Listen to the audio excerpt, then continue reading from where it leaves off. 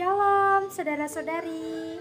Pada kesempatan hari ini saya membawakan tema beberapa tanya jawab mengenai berdoa.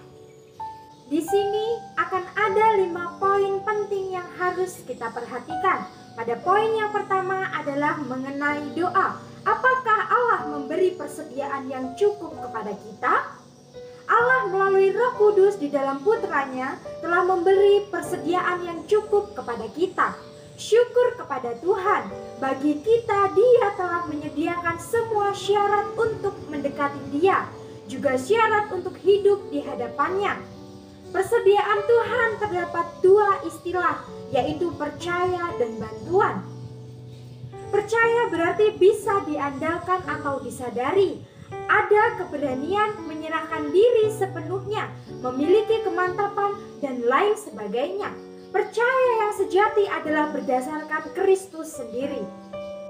Firman Tuhan dalam Efesus 3 ayat yang ke-12 mengatakan, di dalam Dia kita beroleh keberanian dan jalan masuk kepada Allah dengan penuh kepercayaan melalui iman kita kepadanya. Saudara-saudari, kita datang ke hadapan Allah, bukan kita sendiri membawa ketidaklayakan kita menghadap Allah, melainkan Kristus menggandeng kita, membawa kita ke hadapan Allah.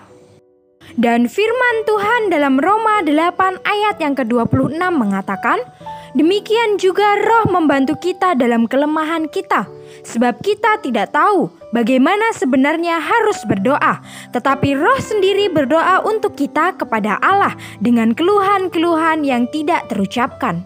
Pada poin yang kedua, mengapa iblis selalu berusaha sedapat mungkin menentang doa?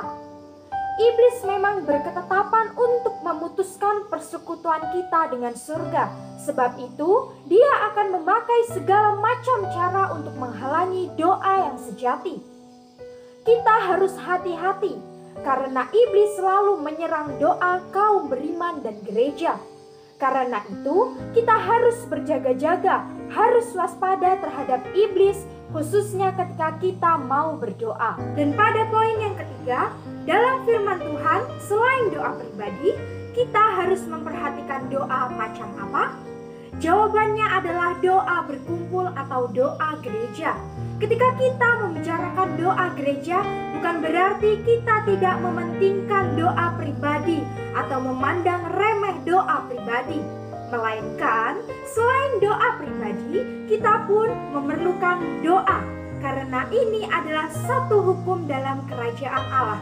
Dan poin yang keempat, apa saja yang perlu diperhatikan dalam hal berdoa? Hal yang perlu diperhatikan adalah yang pertama, dalam setiap perkara harus bersekutu dengan Tuhan.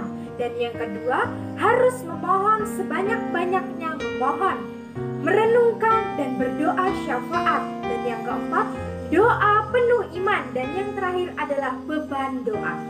Dan poin yang terakhir, apakah tujuan inti doa?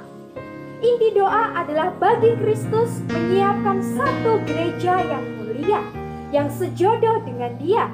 Hari ini ada satu keperluan yang besar, yang supaya orang dunia bisa nampak kemuliaan Kristus dari dalam gereja. Melalui Roh Kudus, gereja seharusnya membuat orang dunia dari dalam hatinya mengetahui dan percaya bahwa gereja membawa berkat kepada orang dunia. Allah dengan tegas menghendaki kita dengan dirinya mempunyai persekutuan yang semakin berarti dan semakin dalam. Puji Tuhan saudara-saudari, marilah kita bersama-sama membangun persekutuan kita dengan Allah yang intim, sehingga keperluan gereja dapat terpenuhi dan mengalahkan iblis. Dan Allah terekspresi dalam setiap gerejanya dan kemuliaannya ternyatakan. Mulia bagi nama Tuhan.